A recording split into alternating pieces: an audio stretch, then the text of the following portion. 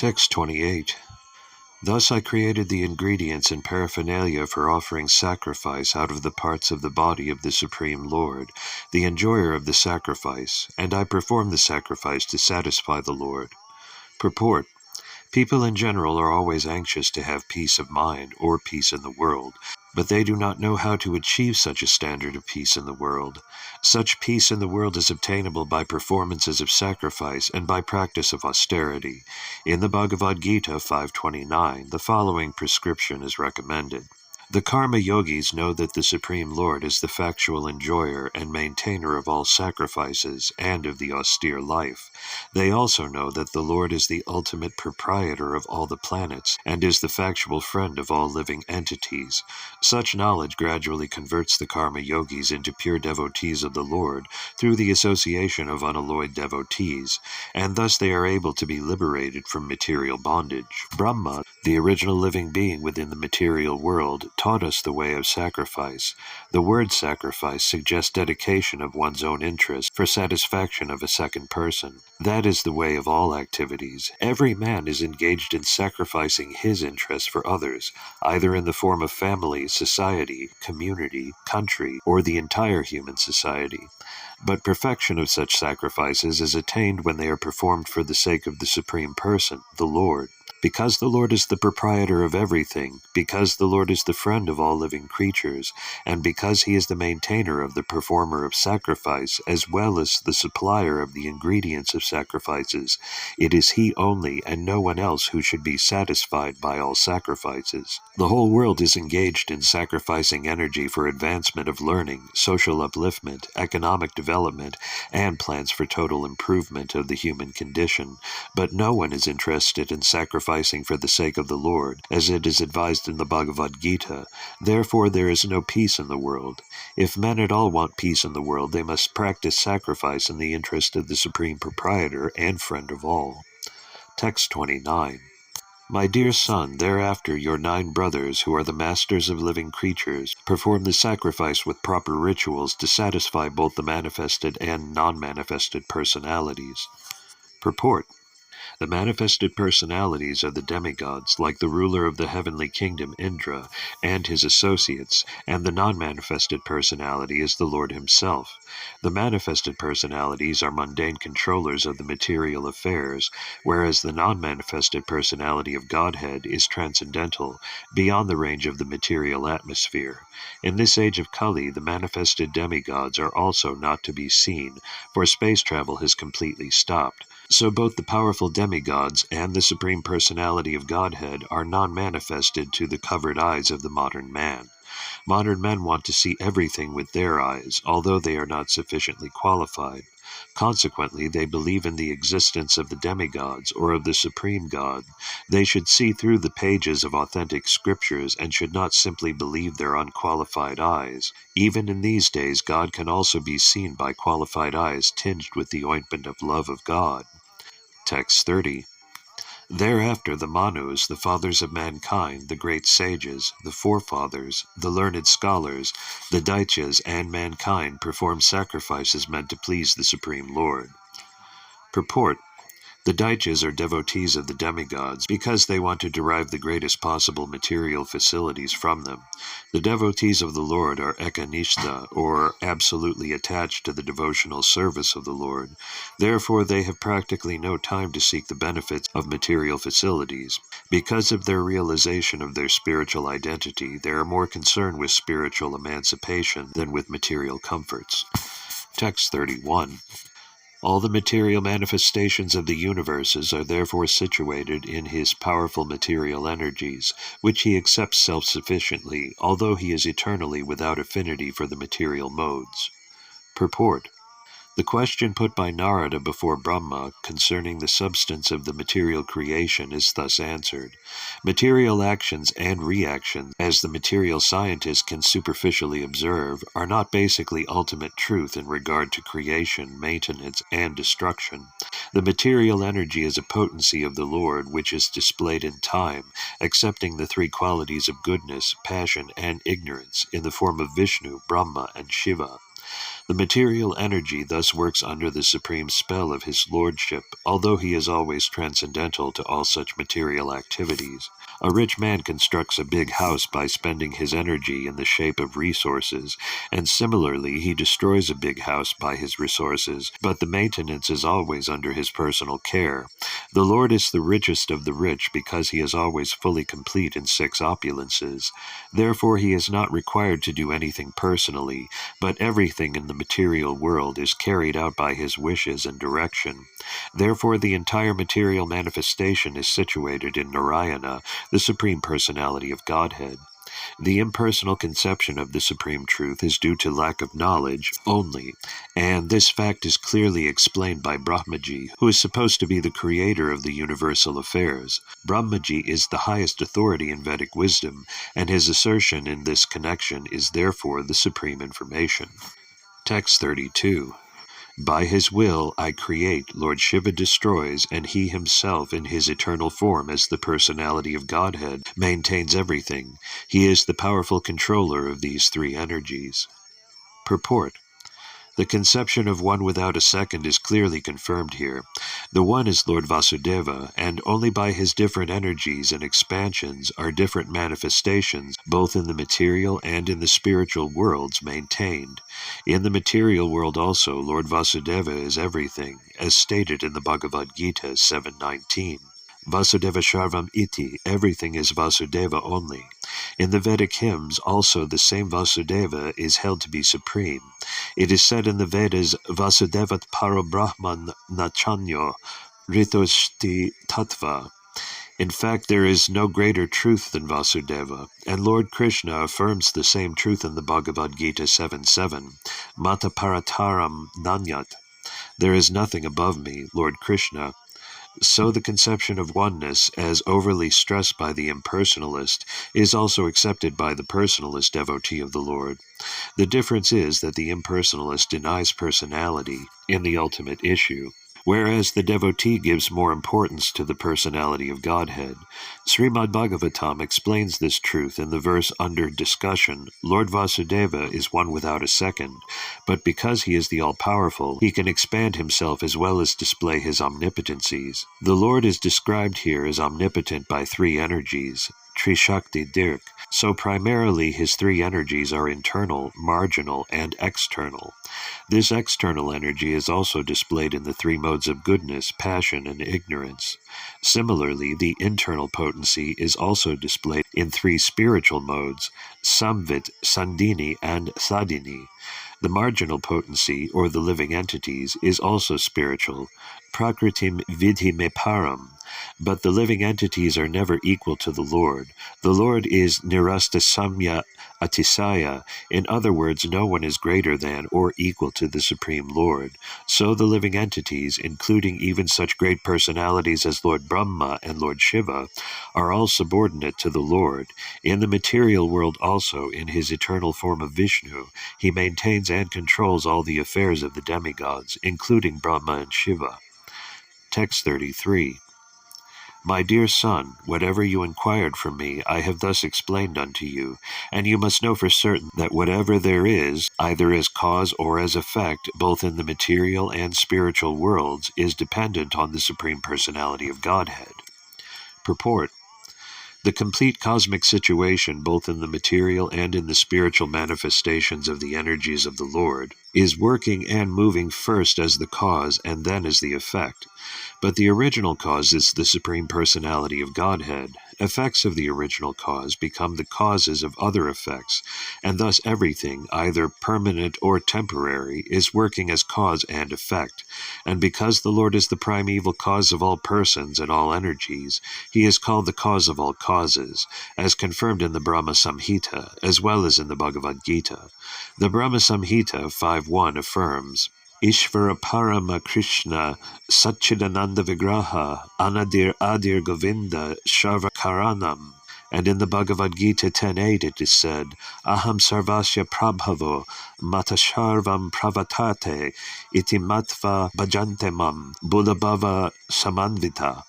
So the original primeval cause is Vigraha, the personal and the impersonal spiritual effulgence. Brahmajyoti is also an effect of the Supreme Brahman. Brahmano hi prastistam, Lord Krishna. Text 34. O Narada, because I have caught hold of the lotus feet of the Supreme Personality of Godhead, Hari, with great zeal, whatever I say has never proved to have been false, nor is the progress of my mind ever deterred, nor are my senses ever degraded by temporary attachment to matter. Purport.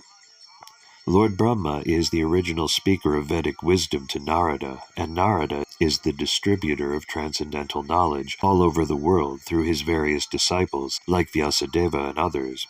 The followers of Vedic wisdom accept the statements of Brahmaji as gospel truth, and transcendental knowledge is thus being distributed all over the world by the process of disciplic succession from time immemorial, since the beginning of the creation. Lord Brahma is the perfect liberated living being within the material world, and any sincere student of transcendental knowledge must accept the words and statements of Brahmaji as infallible. The Vedic knowledge is infallible because it comes down directly from the Supreme Lord unto the heart of Brahma, and since he is the most perfect living being, Brahmaji is always correct to the letter. And this is because Lord Brahma is a great devotee of the Lord who has earnestly accepted the lotus feet of the Lord as the supreme truth. In the Brahma Samhita, which is compiled by Brahmaji, he repeats the aphorism, Govindam Adipurusham Tam Aham Bhajami. I am a worshipper of the original personality of Godhead, Govinda, the primeval Lord. So whatever he says, whatever he thinks, and whatever he does normally in his mood are to be accepted as truth because of his direct and very intimate connection with Govinda, the primeval Lord. Sri Govinda, who pleasingly accepts the loving transcendental service of his devotees, gives all protection to the words and actions of his devotees. The Lord declares in the Bhagavad Gita 9:31, Kanteya pratijanihi, O son of Kunti, please declare it. The Lord asks Arjuna to declare. And why? Because sometimes the declaration of Govinda himself may seem contradictory to mundane creatures, but the mundaner will never find any contradiction in the words of the Lord's devotees. The devotees are especially protected by the Lord, so that they may remain infallible. Therefore the process of devotional service always begins in the service of the devotee, who appears in disciplic succession. The devotees are always liberated, but that does not mean that they are impersonal. The Lord is a person eternally, and the devotee of the Lord is also a person eternally. Because the devotee has his sense organs even at the liberated stage, he is therefore a person always. And because the devotee's service is accepted by the Lord in full reciprocation, the Lord is also a person in his complete spiritual embodiment. The devotee's senses, being engaged in the service of the Lord, never go astray under the attraction of false material enjoyment. The plans of the devotee never go in vain, and all this is due to the faithful attachment of the devotee for the service of the Lord. This is the standard of perfection and liberation. Anyone, beginning from Brahmaji down to the human being, is at once put on the path of liberation simply by his attachment and great earnestness for the Supreme Lord, Sri Krishna, the primeval Lord. The Lord affirms this in the Bhagavad Gita 14:26. Mam chayo yabicharina bhakti yogina sevate sagunan samatityatan brahma bhuyaya kalpate. Anyone, therefore, who is earnestly serious in heart and soul about being in intimate touch with the personality of Godhead in the relationship of transcendental loving service will always be infallible in words and action. The reason is that the Supreme Lord is absolute truth, and anything earnestly dovetailed with the absolute truth attains the same transcendental quality. On the other hand, any amount of mental speculation on the strength of material science and knowledge without any bona fide touch with the absolute truth is sure to be a mundane untruth and failure, simply due to not being in touch with the absolute truth. Such godless, unfaithful words and actions, however materially enriched, are never to be trusted. That is the purport of this important verse. A grain of devotion is more valuable than tons of faithlessness. Text 35. Although I am known as the great Brahma, perfect in the disciplic succession of Vedic wisdom, and although I have undergone all austerities and am an expert in mystic powers and self-realization, and although I am recognized as such by the great forefathers of the living entities who offer me respectful obeisances, still I cannot understand him, the Lord, the very source of my birth. Purport. Brahma, the greatest of all living creatures within the universe, is admitting his failure to know the Supreme Lord, despite his vast learning in the Vedic wisdom. Despite his austerity, penance, mystic powers, and self-realization, and despite being worshipped by the great Prajapatis, the forefathers of the living entities, so these qualifications are not sufficient to know the Supreme Lord. Brahmaji could understand the Lord to a little extent only when he was trying to serve him by the eagerness of his heart, Hridakantyavata, which is the devotional service mood. Therefore the Lord can be known only by the sincere mood of eagerness for service, and not by any amount of material qualification, as scientist or speculative philosopher, or by attainment of mystic powers. This fact is clearly corroborated in the Bhagavad Gita 18:54-55. Brahma Bhuta Prasanatma na sachati na kanksati samasarveshu bhuteshu mad bhaktim labate param bhaktyamam abhijanati yavanyas chasmi tattva tatumam tattvato jnatva visate tad anantaram. Only self-realization by attainment of the above high qualifications of Vedic wisdom, austerity, etc., can help one on the path of devotional service. But failing in devotional service, one remains still imperfect because even in that position of self-realization one cannot factually know the Supreme Lord. By self-realization one is qualified to become a devotee, and the devotee, by service mood, bhaktya only, can gradually know the personality of Godhead. One should not, however, misunderstand the import of visate, enters into, as referring to merging into the existence of the Supreme. Even in material existence, one is merged in the existence of the Lord. No materialist can disentangle self from matter, for the self is merged in the external energy of the Lord. As no layman can separate butter from milk, no one can extricate the merged self from matter by acquiring some material qualification. This visate by devotion, bhaktya, means to be able to participate in the association of the Lord in person. Bhakti, or devotional service to the Lord, means to become free from material entanglement, and then to enter into the kingdom of God, becoming one like Him. Losing one's individuality is not the aim of Bhakti Yoga or of the devotees of the Lord. There are 5 types of liberation, one of which is called Sayujya Mukti, or being merged into the existence or body of the Lord. The other forms of liberation maintain the individuality of the particle soul and involve being always engaged in the transcendental loving service of the Lord. The word visate, used in the verses of the Bhagavad Gita, is thus meant for the devotees who are not at all anxious for any kind of liberation. The devotees are satisfied simply in being engaged in the service of the Lord, regardless of the situation. Lord Brahma is the first living being who directly learned the Vedic wisdom from the Lord, Tene Brahma Hridaya Adikavaye. Therefore, who can be a more learned Vedantist than Lord Brahma? He admits that in spite of his perfect knowledge of the Vedas, he was unable to know the glories of the Lord.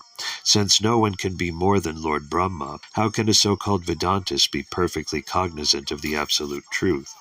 The so-called Vedantist, therefore, cannot enter into the existence of the Lord without being trained in the matter of Bhaktivedanta, or Vedanta plus Bhakti.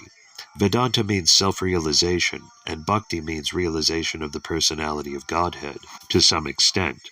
No one can know the personality of Godhead in full, but at least to a certain extent one can know the absolute truth, the personality of Godhead, by self-surrender and a devotional attitude, and by nothing else. In the Brahma Samhita also it is said, Vedeshu Durlabham, or simply by study of Vedanta one can hardly find out the existence of the personality of Godhead, but the Lord is Adurlabham Atmabhakto, very easily available to his devotee.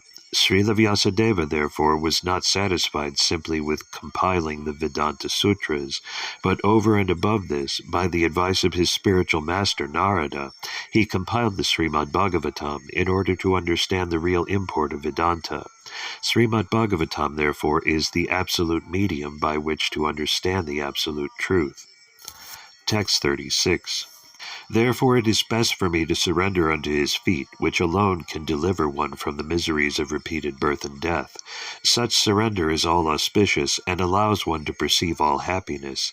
Even the sky cannot estimate the limits of its own expansion, so what can others do when the Lord himself is unable to estimate his own limits? Purport. Lord Brahma, the greatest of all learned living beings, the greatest sacrificer, the greatest observer of the austere life, and the greatest self-realized mystic, advises us, as the supreme spiritual master of all living beings, that one should simply surrender unto the lotus feet of the Lord in order to achieve all success, even up to the limit of being liberated from the miseries of material life, and being endowed with all auspicious spiritual existence. Lord Brahma is known as the Pitamaha, or the Father's Father. A young man consults his experienced father about discharging his duties, so the father is naturally a good advisor. But Lord Brahma is the father of all fathers. He is the father of Manu, who is the father of mankind all over the universal planets. Therefore the men of this insignificant planet should kindly accept the instruction of Brahmaji, and would do well to surrender unto the lotus feet of the Lord, rather than try to estimate the length and breadth of the Lord's potencies. His potencies are immeasurable, as confirmed in the Vedas. Parasya Shaktir Vividaiva Sruyate Svabhaviki Jnanabala Kriyacha. Svetasvara Upanishad 6.8. He is the greatest of all, and all others, even the greatest of all living beings, namely Brahmaji, admits that the best thing for us is to surrender unto him. Therefore only those persons with a very poor fund of knowledge claim that they themselves are lords of all that they survey. And what can they survey? They cannot survey even the length and breadth of a small sky in one small universe. The so-called material scientist says that he would need to live 40,000 years to reach the highest planet of the universe, being carried by a Sputnik. This is also utopian, because no one can be expected to live 40,000 years. Besides, when the space pilot returned from his travel, none of his friends would be present to receive him back as the greatest astronaut, as has become fashionable for modern bewildered scientific men. One scientific man, who had no belief in God, was very much enthusiastic in making plans for his material existence, and therefore opened a hospital to save the living. But after opening the hospital, he himself died within 6 months. So one should not spoil his human life, which is obtained after many, many changes of bodies in 8,400,000 species of life, simply for the concocted material happiness of life through increasing artificial needs in the name of advancement of economic development and scientific knowledge. Rather, one should simply surrender unto the feet of the Lord to make a solution to all miseries of life. That is the instruction of Lord Krishna directly in the Bhagavad Gita, and that is the instruction of Srimad Bhagavatam by Brahmaji, the Supreme Father of all living beings. Anyone denying this surrendering process, as recommended both in the Bhagavad Gita and in the Srimad Bhagavatam, and for that matter in all authorized scriptures, will be forced to surrender unto the laws of material nature. The living entity, by his constitutional position, is not independent. He must surrender either unto the Lord or unto material nature. Material nature is also not independent of the Lord, since the Lord himself has claimed material nature as Mama Maya, or my energy, Bhagavad Gita 7.14, and as Me Bina Prakritir Astadha, or my separated energy in 8 divisions, Bhagavad Gita 7.4. Therefore material nature is also controlled by the Lord, as he has claimed in Bhagavad Gita 9.10. Maya Jaksena Prakriti Suyate Satracharam. Under my direction only is material nature working, and thus are all things moving. And the living entities, being superior energy to matter, have choice and discrimination either to surrender unto the Lord or to surrender unto material nature. By surrendering unto the Lord, one is happy and liberated, but by surrendering unto material nature, the living entity suffers. So the end of all suffering means surrendering unto the Lord, because the surrendering process itself is bhavachidham, liberation from all material miseries, svasti ayanam, perception of all happiness, and sumangalam, the source of everything auspicious. Therefore liberty, happiness, and all good fortune can be attained only by surrendering unto the Lord, because he is full liberty, full happiness, and full auspiciousness. Such liberation and happiness are also unlimited, and they have been compared to the sky, although such liberation and happiness are infinitely greater than the sky. In our present position, we can simply understand the magnitude of greatness when it is compared to the sky. We fail to measure the sky, but the happiness and liberty obtained in association with the Lord are far greater than the sky. That spiritual happiness is so great that it cannot be measured even by the Lord himself, not to speak of others. It is said in the scriptures, Brahma Sakyam Tav Anantam, spiritual happiness is unlimited. Here it is said that even the Lord cannot measure such happiness. This does not mean that the Lord cannot measure it and is therefore imperfect in that sense. The actual position is that the Lord can measure it, but the happiness in the Lord is also identical with the Lord on account of absolute knowledge. So the happiness derived from the Lord may be measured by the Lord, but the happiness increases again, and the Lord measures it again, and then again the happiness increases more and more, and the Lord measures it more and more, and as such there is eternally a competition between increment and measurement, so much so that the competition is never stopped, but goes on unlimitedly ad infinitum. Spiritual happiness is anandam buddhi vardhanam, or the ocean of happiness which increases. The material ocean is stagnant, but the spiritual ocean is dynamic. In the Chaitanya Charitamrita, Adilila 4th chapter, Kaviraja Goswami has very nicely described this dynamic increment of the ocean of spiritual happiness in the transcendental person of Srimati Radharani, the pleasure potency of Lord Krishna. Text 37. Since neither Lord Shiva nor you nor I ascertain the limits of spiritual happiness, how can other demigods know it? And because all of us are bewildered by the illusory external energy of the Supreme Lord, we can see only this manifested cosmos according to our individual ability. Purport. We have many times mentioned the names of 12 selected authorities, Vadasha Mahajana, of which Brahma, Narada, and Lord Shiva head the list as the first, second, and third in order of merit of those who know something of the Supreme Lord. Other demigods, semi-demigods, Gandharvas, Charanas, Vidyadharas, human beings or Ashuras cannot possibly know fully about the potencies of the Absolute Lord Sri Krishna.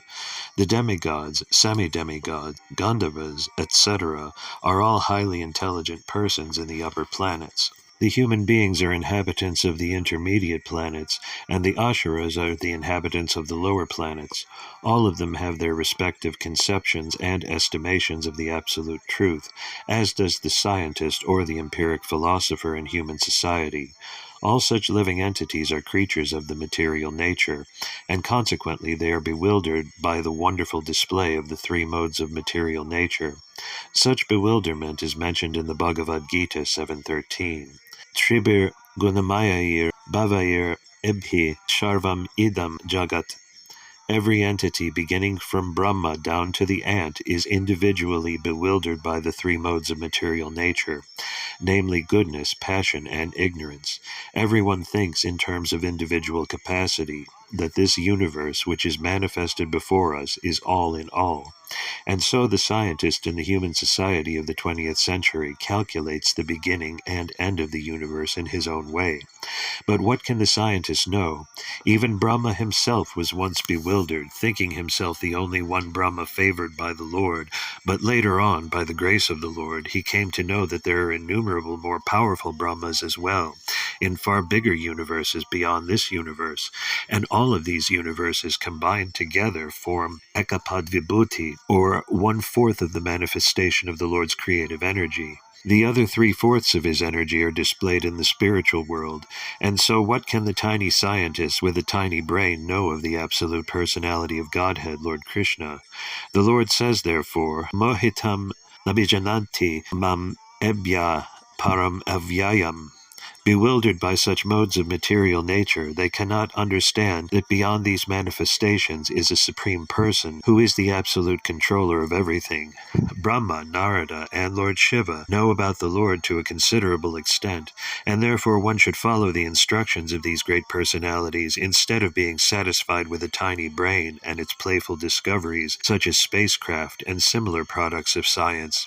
As the mother is the only authority to identify the father of a child, so the Mother Vedas, presented by the recognized authorities such as Brahma, Narada, or Shiva, is the only authority to inform us about the absolute truth. Text 38. Let us offer our respectful obeisances unto that Supreme Personality of Godhead, whose incarnations and activities are chanted by us for glorification, though he can hardly be fully known as he is. Purport. It is said that the transcendental name, form, quality, pastimes, paraphernalia, personality, etc., cannot possibly be perceived by the gross materialistic senses. But when the senses are purified by the process of hearing, chanting, remembering, and worshipping the lotus feet of the holy deity, etc., the Lord reveals himself proportionately to the advancement of the quality of devotional service, yayathamam prapadyante. One should not expect the Lord to be an order-supplying agent who must be present before us as soon as we desire to see him. We must be ready to undergo the prescribed devotional duties, following the path shown by the predecessors in the disciplic succession from Brahma, Narada, and similar authorities. As the senses are progressively purified by bona fide devotional service, the Lord reveals his identity according to the spiritual advancement of the devotee. But one who is not in the line of devotional service can hardly perceive him simply by calculations and philosophical speculations. Such a hard worker can present a jugglery of words before an audience, but can never know the Supreme Personality of Godhead in his personal feature. The Lord has clearly stated in the Bhagavad Gita that one can know him only by devotional service. No one can know the Lord by any puffed-up material process of challenge, but the humble devotee can please the Lord by his earnest devotional activities, though the Lord reveals himself proportionately before the devotee. Lord Brahma, therefore, offers his respectful obeisances as a bona fide spiritual master and advises us to follow the process of Sravana and Kirtana. Simply by this process, or simply by hearing and chanting the glories of the activities of the Lord's incarnation, one can certainly see within himself the identity of the Lord. We have already discussed this subject in Volume 1 of Srimad Bhagavatam in connection with this verse, Tach Tradadana Munayo Jnana Vairagya Yuktaya Pasyanti Atmani Chatmanam Bhaktya Sruta Grihitaya. Bhagavad Gita 1.2.12. The conclusion is that one cannot know the Supreme Personality of Godhead fully by any method, but he can be seen and felt partially by the devotional service process of hearing, chanting, etc. Text 39. That Supreme Original Personality of Godhead, Lord Sri Krishna, expanding his plenary portion as Mahavishnu, the first incarnation, creates this manifested cosmos, but he is unborn. This creation, however, takes place in him, and the material substance and manifestations are all himself. He maintains them for some time and absorbs them into himself again. Purport. The creation is non-different from the Lord, and still he is not in the creation. This is explained in the Bhagavad Gita 9.4 as follows. Mayatatam idam sharvam jagad avyakta murtina mat shtani sharva bhutani nachaham teshiv avashtitai. The impersonal conception of the Absolute Truth is also a form of the Lord called Avyakta Murti. Murti means form, but because his impersonal feature is inexplicable to our limited senses, he is the Avyakta Murti form, and in that inexplicable form of the Lord, the whole creation is resting, or, in other words, the whole creation is the Lord himself, and the creation is also non-different from him, but simultaneously he, as the original personality of Godhead, Sri Krishna, is aloof from the created manifestation. The impersonalist gives stress just to the impersonal form or feature of the Lord, and does not believe in the original personality of the Lord. But the Vaishnavas accept the original form of the Lord, of whom the impersonal form is merely one of the features. The impersonal and personal conceptions of the Lord are existing simultaneously, and this fact is clearly described both in the Bhagavad Gita and in the Srimad Bhagavatam, and also in other Vedic scriptures. Inconceivable to human intelligence, the idea must simply be accepted on the authority of the scriptures, and it can only be practically realized by the progress of devotional service unto the Lord, and never by mental speculation or inductive logic. The impersonalists depend more or less on inductive logic, and therefore they always remain in darkness about the original personality of Godhead Sri Krishna. Their conception of Krishna is not clear, although everything is clearly mentioned in all the Vedic scriptures. A poor fund of knowledge cannot comprehend the existence of an original personal form of the Lord when he is expanded in everything. This imperfectness is due more or less to the material conception that a substance distributed widely in parts can no longer exist in the original form. The original personality of Godhead, Adya, Govinda, expands himself as the Mahavishnu incarnation and rests in the causal ocean, which he himself creates. The Brahma Samhita 547 confirms this as follows. Ya karnanava jale bhajate smayoga nidram ananta jagad anda sarama kupa adara shaktim avalambya param shava svamurtim govindam adipurusham tam aham bhajami. Lord Brahmaji says in his Brahma Samhita, I worship the primeval Lord Govinda, who lies down in the causal ocean in his plenary portion as Mahavishnu, with all the universes generating from the pores of hair on his transcendental body, and who accepts the mystic slumber of eternity. So this Mahavishnu is the first incarnation in the creation, and from him all the universes are generated, and all material manifestations are produced, one after another. The causal ocean is created by the Lord as the Mahatattva, as a cloud in the spiritual sky, and is only a part of his different manifestations. The spiritual sky is an expansion of his personal rays, and he is the Mahatattva cloud also. He lies down and generates the universes by his breathing, and again by entering into each universe as Garbhodakasayi Vishnu, he creates Brahma, Shiva, and many other demigods for maintenance of the universe, and again absorbs the whole thing into his person, as confirmed in the Bhagavad Gita 9:7. O son of Kunti, when the kalpa, or the duration of the life of Brahma, is ended, then all the created manifestations enter into my prakriti, or energy, and again when I desire, the same creation takes place by my personal energy. The conclusion is that these are all but displays of the Lord's inconceivable personal energies, of which no one can have any full information. This point we have already discussed. Text 40 through 41. The personality of Godhead is pure, being free from all contaminations of material tinges. He is the absolute truth, and the embodiment of full and perfect knowledge. He is all-pervading, without beginning or end, and without rival. O Narada, O great sage, the great thinkers can know him when completely freed from all material hankerings, and when sheltered under undisturbed conditions of the senses. Otherwise, by untenable arguments, all is distorted, and the Lord disappears from our sight. Purport. Here is an estimation of the Lord apart from his transcendental activities in the temporary material creations. Mayavada philosophy tries to designate the Lord as contaminated by a material body when he accepts forms of incarnation. This sort of interpolation is completely denied herein by the explanation that the Lord's position is pure and unalloyed in all circumstances. According to Mayavada philosophy, the spirit soul, when covered by nescience, is designated as jiva, but when freed from such ignorance or nescience, he merges in the impersonal existence of the absolute truth.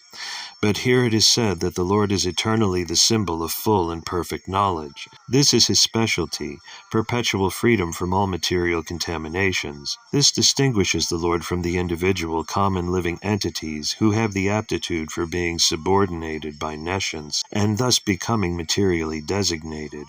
In the Vedas it is said, that the Lord is Vijnanam Anandam, full of bliss and knowledge. The conditioned souls are never to be compared to him, because such individual souls have the tendency to become contaminated. Although after liberation the living entity can become one with the same quality of existence as the Lord, his very tendency to become contaminated, which the Lord never has, makes the individual living entity different from the Lord. In the Vedas it is said, Sudam apapa vidham, the individual Atma becomes polluted by sin, but the Lord is never contaminated by sins. The Lord is compared to the powerful sun. The sun is never contaminated by anything infectious because it is so powerful. On the contrary, infected things are sterilized by the rays of the sun. Similarly, the Lord is never contaminated by sins. On the contrary, the sinful living beings become sterilized by contact with the Lord. This means that the Lord is also all-pervading like the sun, and as such, the word pratyak is used in this verse. Nothing is excluded from the existence of the Lord's potential expansions. The Lord is within everything, and he is all-covering also, without being disturbed by the activities of the individual souls. He is therefore infinite, and the living entities are infinitesimal.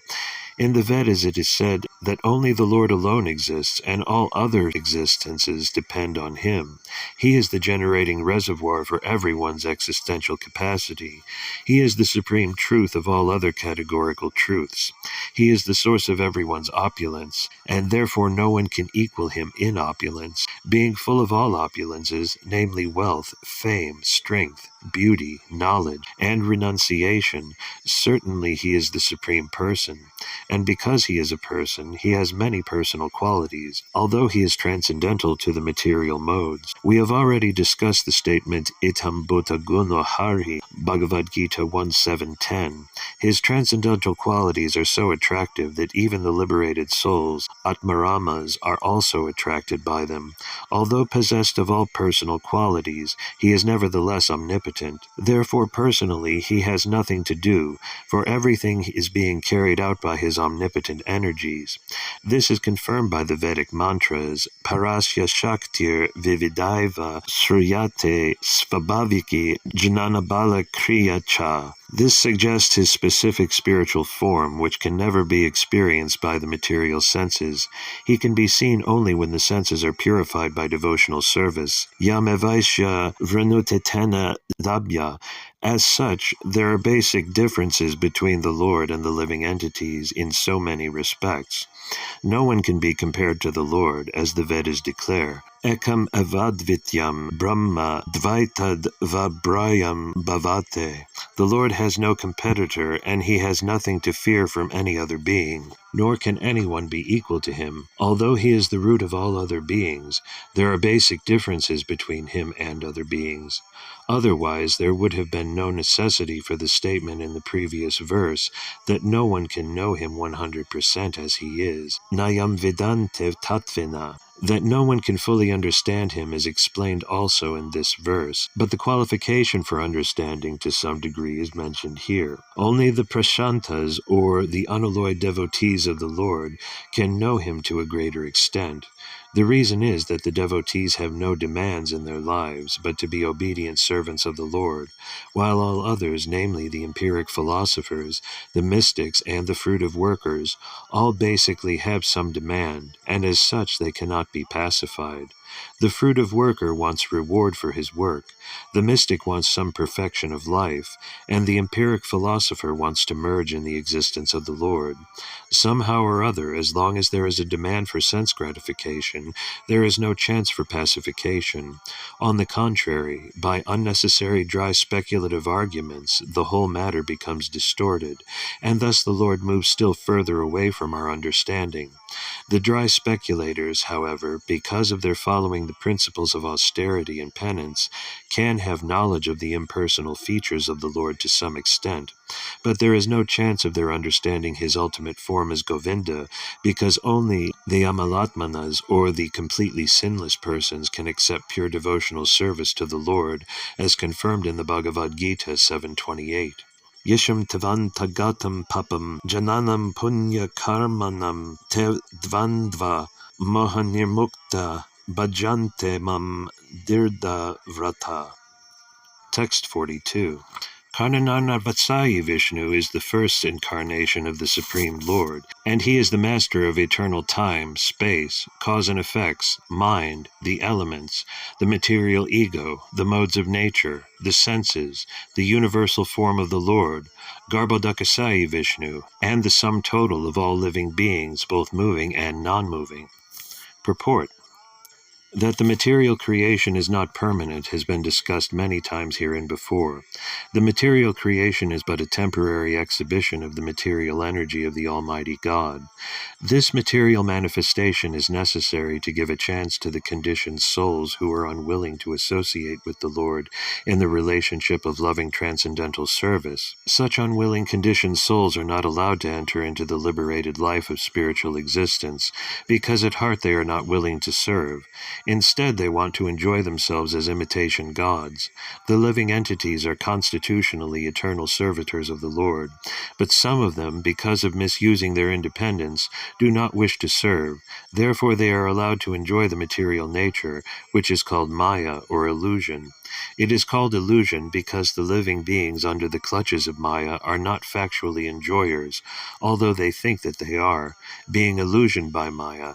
Such illusioned living beings are given a chance at intervals to rectify their perverted mentality of becoming false masters of the material nature, and they are imparted lessons from the Vedas about their eternal relationship with the Supreme Lord Krishna. Vedais cha sarvair aham eva vedya. So the temporary creation of the material manifestation is an exhibition of the material energy of the Lord. And to manage the whole show, the Supreme Lord incarnates himself as the Karanarnavasayi Vishnu, just as a magistrate is deputed by the government to manage affairs temporarily. This Karanodakasayi Vishnu causes the manifestation of material creation by looking over his material energy, Saikshata. In the first volume of this book, we have already discussed to some extent the explanation of the verse Jagreparosham Rupam. The duration of the illusory play of material creation is called a kalpa, and we have already discussed the creations taking place in kalpa after kalpa. By his incarnation and potential activities, the complete ingredients of creation, namely time, space, cause, result, mind, the gross and subtle elements, and their interactional modes of nature, goodness, passion, and ignorance, and then the senses and their reservoir source, the gigantic universal form as the second incarnation, Garbhodakasayi Vishnu, and all living beings, both moving and standing, which come out of the second incarnation, all became manifested. Ultimately, all these creative elements and the creation itself are but potential manifestations of the Supreme Lord. Nothing is independent of the control of the Supreme Being. This first incarnation in the material creation, namely Karanarnavasayi Vishnu, is the plenary part of the original personality of Godhead, Sri Krishna, described in the Brahma Samhita 548 as follows. Yashaika nisvasita kalam athavalambya javante loma vilaja jagadanda nata vishnur mahansha iha yasya kala vishesho govindam adipurusham tam aham bhajami. All the innumerable universes are manifested only during the breathing period of Mahavishnu, or Karanarnavasayi Vishnu, who is only a plenary part of Govinda, the original personality of Godhead Lord Krishna. Text 43 through 45. I myself, Brahma, Lord Shiva, Lord Vishnu, great generators of living beings like Daksha and Prajapati, yourselves, Narada, and the Kamaras, heavenly demigods like Indra and Chandra, the leaders of the Burloka planets, the leaders of the earthly planets, the leaders of the lower planets, the leaders of the Gandharva planets, the leaders of the Vidyadhara planets, the leaders of the Charanloka planets, the leaders of the Yakshas, Rakshas, and Uragas, the great sages, the great demons, the great atheists, and the great spacemen, as well as the dead bodies, evil spirits, Satans, jinn, kusmandas, great aquatics, great beasts, and great birds, etc. In other worlds, anything and everything which is exceptionally possessed of power, opulence, mental and perceptual dexterity, strength, forgiveness, beauty, modesty, opulence, and breeding, whether in form or formless, may appear to be the specific truth and the form of the Lord, but actually they are not so. They are only a fragment of the transcendental potency of the Lord. Purport. Those in the list given above, beginning from the name Brahmaji, the first living creature within the universe, down to Lord Shiva, Lord Vishnu, Narada, and other powerful demigods, men, supermen, sages, rishis, and other lower creatures of extraordinary strength and opulence, including the dead bodies, satans, evil spirits, jinn, aquatics, birds, and beasts, may appear to be the Supreme Lord, but factually none of them is the Supreme Lord. Every one of them possesses only a fragment of the great potencies of the Supreme Lord. The less intelligent man is surprised to see the wonderful actions of material phenomena. As the aborigines are fearful of a great thunderbolt, a great and gigantic banyan tree, or a great lofty mountain in the jungle.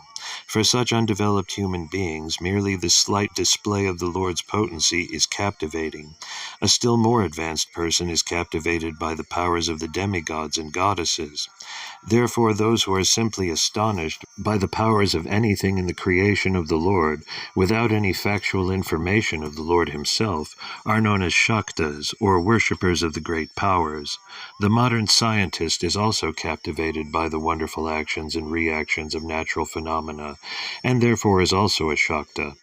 These lower-grade persons gradually rise to become Sauryas, worshippers of the sun god, or Ganapatyas, worshippers of the mass of people as Janata Janardana, or Daridra Narayana, etc., in the form of Ganapati, and then rise to the platform of worshipping Lord Shiva in search for the ever-existing soul, and then to the stage of worshipping Lord Vishnu, the Supersoul, etc., without any information of Govinda, Lord Krishna, who is the original Lord Vishnu. In other ways, some are worshippers of race, nationality, birds, beasts, evil spirits, satans, etc.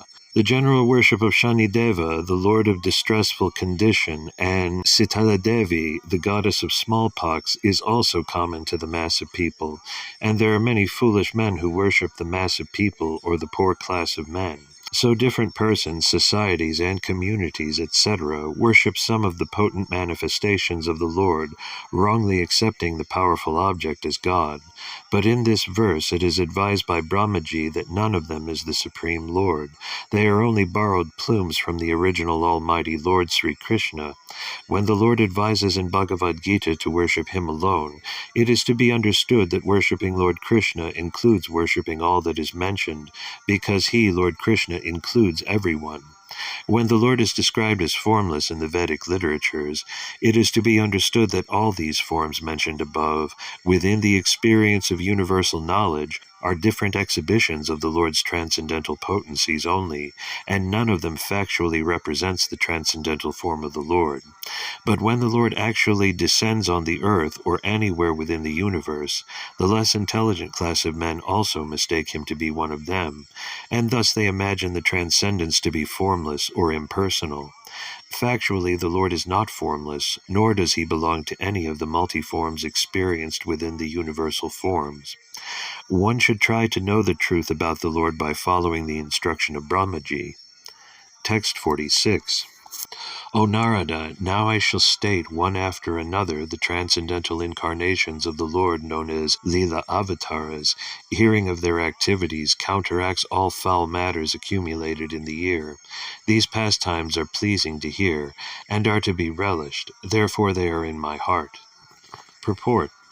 As it was said in the beginning of Srimad Bhagavatam 158, one cannot be fully satisfied by hearing unless and until one is given a chance to hear of the transcendental activities of the Lord.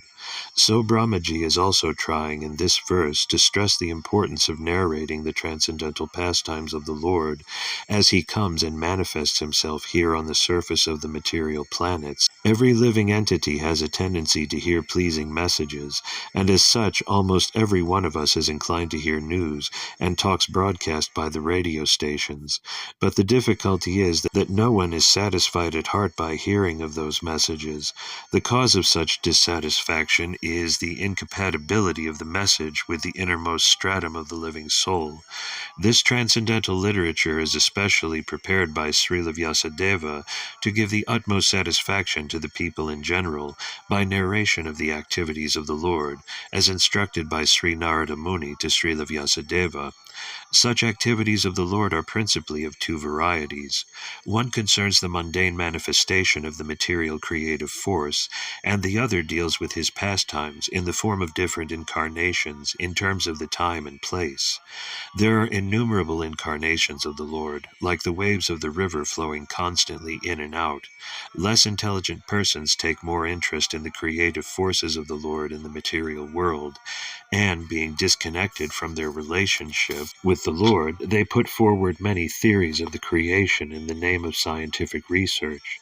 The devotees of the Lord, however, know well how the creative forces work concurrently by the action and reaction of the material energy of the Lord. Therefore, they take more interest in the transcendental activities of the Lord as he incarnates himself on the surface of the material world. Srimad Bhagavatam is the history of such activities of the Lord, and people who take interest in hearing Srimad Bhagavatam clear their hearts of accumulated mundane filth. There are 1,001 rash literatures on the market, but one who has taken interest in the Srimad Bhagavatam loses all interest in such filthy literatures. Sri Brahmaji is thus attempting to narrate the principal incarnations of the Lord so that they may be drunk by Narada as transcendental nectar. Thus end the Bhaktivedanta purports of the second canto, 6th chapter of the Srimad Bhagavatam, entitled Purusha Shukta Confirmed. Chapter 7. Scheduled Incarnations with Specific Functions. Text 1. Lord Brahma said, when the unlimitedly powerful Lord assumed the form of a boar as a pastime, just to lift the planet Earth, which was drowned in the great ocean of the universe, called the Garbhodaka, the first demon, Hiranyaksha, appeared, and the Lord pierced him with his tusk. Purport. Since the beginning of creation, the demons and the demigods, or the Vaishnavas, are always the two classes of living beings to dominate the planets of the universes. Lord Brahma is the first demigod, and Hiranyaksha is the first demon in this universe. Only under certain conditions do the planets float as weightless balls in the air, and as soon as these conditions are disturbed, the planets may fall down in the Garbhodaka ocean, which covers half the universe. The other half is the spherical dome within which the innumerable planetary systems exist. The floating of the planets in the weightless air is due to the inner constitution of the globes, and the modernized drilling of the earth to exploit oil from within is a sort of disturbance by the modern demons, and can result in a greatly harmful reaction to the floating condition of the earth. A similar disturbance was created formerly by the demons headed by Hiranyaksha, the great exploiter of the gold rush, and the earth was detached from its weightless condition and fell down into the Garbhodaka ocean. The Lord, as maintainer of the whole creation of the material world, therefore assumed the gigantic form of a boar, with a proportionate snout, and picked up the earth from within the water of Garbhodaka. Sri Jayadeva Goswami, the great Vaishnava poet, sang as follows: O Keshava, O Supreme Lord, who have assumed the form of a boar, O Lord, the planet Earth rested on your tusks, and it appeared like the moon engraved with spots. Such is the symptom of an incarnation of the Lord. The incarnation of the Lord is not the concocted idea of fanciful men who create an incarnation out of imagination. The incarnation of the Lord appears under certain extraordinary circumstances, like the above-mentioned occasion, and the incarnation performs a task which is not even imaginable by the tiny brain of mankind. The modern creators of the many cheap incarnations may take note of the factual incarnation of God as the gigantic boar with a suitable snout to carry the planet Earth. When the Lord appeared to pick up the earth, the demon of the name Hiranyaksha tried to create a disturbance in the methodical functions of the Lord, and therefore he was killed by being pierced by the Lord's tusk. According to Srila Jiva Goswami, the demon Hiranyaksha was killed by the hand of the Lord. Therefore his version is that after being killed by the hand of the Lord, the demon was pierced by the tusk. Srila Viswanatha Chakravarti Thakura confirms this version. Text 2.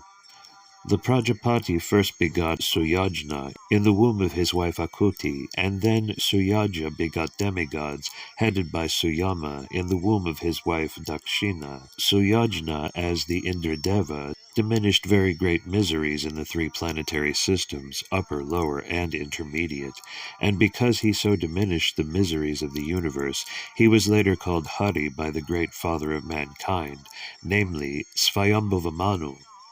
Purport: in order to guard against the invention of unauthorized incarnations of God by the fanciful, less intelligent persons, the name of the father of the bona fide incarnation is also mentioned in the authorized revealed scriptures. No one, therefore, can be accepted as an incarnation of the Lord if his father's name, as well as the name of the village or place in which he appears, is not mentioned by the authorized scriptures. In the Bhagavata Purana, the name of the Kalki incarnation, which is to take place in almost 400,000 years, is mentioned along with the name of his father and the name of the village in which he will appear.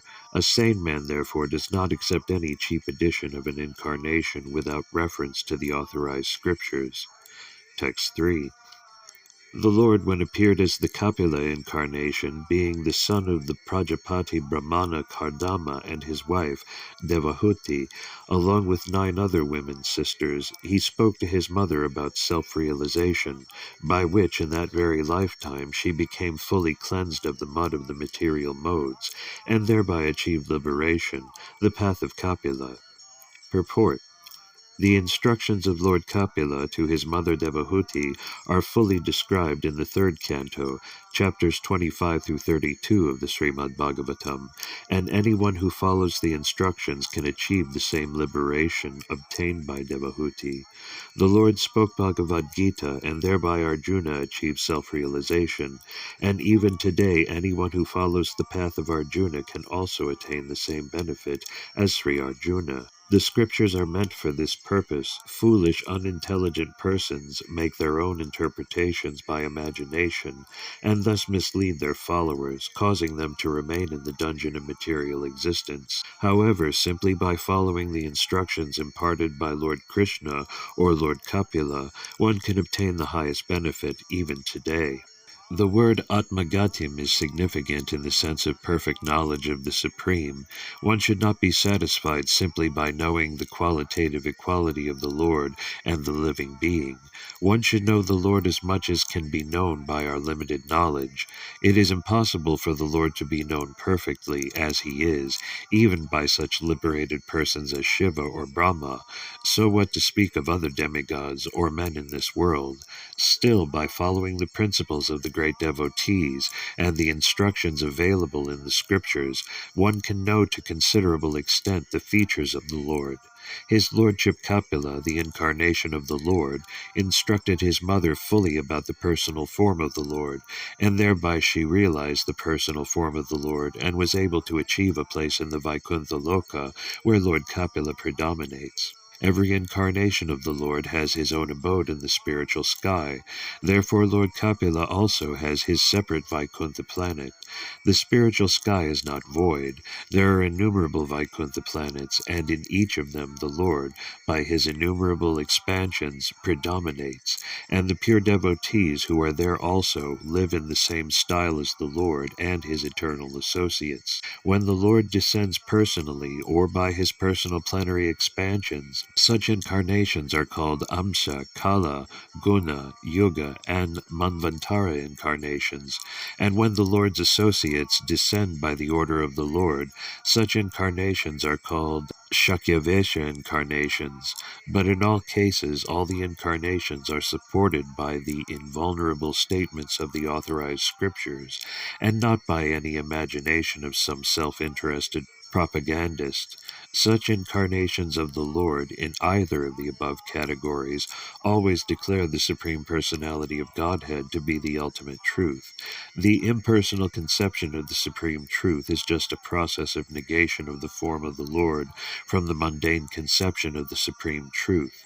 The living entities, by their very constitution, are spiritually as good as the Lord, and the only difference between them is that the Lord is always supreme and pure, without contamination by the modes of material nature, whereas the living entities are apt to be contaminated by association with the material modes of goodness, passion, and ignorance. The contamination by the material modes can be washed off completely by knowledge, renunciation, and devotional service. Devotional service to the Lord is the ultimate issue, and therefore those who are directly engaged in the devotional service of the Lord not only acquire the necessary knowledge in spiritual science, but also attain detachment from material connection, and are thus promoted to the kingdom of God by complete liberation. As stated in the Bhagavad Gita 14.26, Mam chayo vyabhicherina bhakti yogina sevate sagunan samatityaitan brahma bhuyaya kalpate. Even in the non-liberated stage, a living entity can be directly engaged in the transcendental loving service of the personality of Godhead, Lord Krishna, or his plenary expansions like Ram and Narasimha. Thus, with the proportionate improvement of such transcendental devotional service, the devotee makes definite progress toward Brahmagatim or Atmagatim, and ultimately attains Kapilasyagatim, or the abode of the Lord without difficulty. The antiseptic potency of devotional service to the Lord is so great that it can neutralize the material infection even in the present life of a devotee. A devotee does not need to wait for his next birth for complete liberation.